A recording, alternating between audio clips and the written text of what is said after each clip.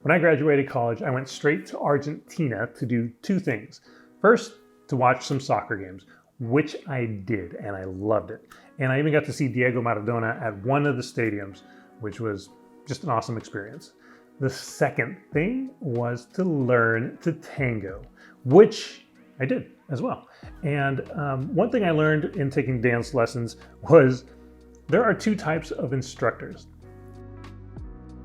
The first type is one that will go into how to, right? So you get to the class and they split the class and they say, here's how to dance tango. They teach you the steps and they say, this is what you need to do, left, right, and then, or you can count 1, 2, 3, 4. Then they go to the next, the other half of the class and they say, here are your steps. He's basically doing everything that I was doing, but reverse. And then they put the music on and you get together and guess what? You are dancing tango. However, it doesn't quite feel like you're dancing. It feels like you're counting and you're trying to keep up with the music and you're trying to keep up with your partner who's also counting, who's trying to keep up with you. And it doesn't quite feel smooth. It doesn't feel like I'm ready for Dancing with the Stars. On the other hand, there's a second type of instructor. This type of instructor will play music and say, this is what you want to feel. You want to feel the music, and then they'll do what type 1 does, and they show you how to. They show you the steps, the counting, all that stuff. But what really kind of separates type 2 instructors is they'll do that for the lead dancer, and then the partner or the follower is a little different. They'll show the partners, here's what you do, is read the pressure or read the push and pull. If I push, then they step back. If I pull, they step forward. And so they're responding to that while listening to the music so that they're always on rhythm. So it kind of makes it very important that me as a lead dancer to be doing the right thing so that I can keep my partner on the right track as well. But it's also on their part to follow correctly by reading the pressure and responding as needed. I really like that because sports, when you're becoming an athlete, you need to find the rhythm and find the beat of the sport. And you need to catch on to that. When you can feel that, you can really play. Otherwise, if you're just thinking, right, and if you're kind of stuck on the type 1 learning, I guess, you're going to be counting, you're going to be thinking how to, and you're not really going to be dancing or playing your sport. You're going to be all in your head.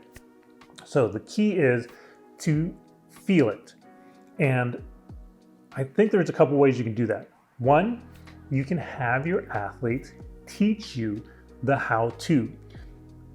What this does is it allows your athlete to teach a skill or a move in their sport that they can show you. And what it does is it also allows them to see that, hey, I know this well enough that I can teach it. And it's a great exercise. I've had a lot of success in coaching kids to do certain things, even if they didn't quite have a grasp. But when they got to teach their parents, for some reason they're like, all right, I know how to do it, and they picked it up. It's because they have the confidence that they know it when they teach it. So try that out. That way they can move on from the how to how it feels. And that's when you will be dancing. And that's when your athlete can be doing moves without thinking. And that's what you want. The other thing too, before I let you go, is the reason I like the dancing is because with type 2 instructors, they teach the lead and then they teach the partners or the following, the followers. And in sports, you need both. You need to be able to lead and you need to be able to follow. Or you can think of it as offense and defense. Sometimes you have more control, and then sometimes you won't have full control, but you need to respond correctly. And if you're a swimmer or in a sport like that, you're probably like, well, I don't do defense. You still need to defend sometimes. Maybe you need to defend from negative thoughts, the crowd noise, You may need to defend from just distractions in general. Sometimes it's not necessarily the other team or another player, it's you, right? You just have to defend yourself from throwing yourself off. So as a good parent, as a good coach, you always want to do like type 2 instructors and help your athletes become a good leader as well as a good follower, or good on offense and good on defense. And so I hope that helps you and your athlete. And if you like content like this, make sure you check out kidtoathlete.com and hit that subscribe button if you haven't already. And I will see you on the next video. Thanks for watching.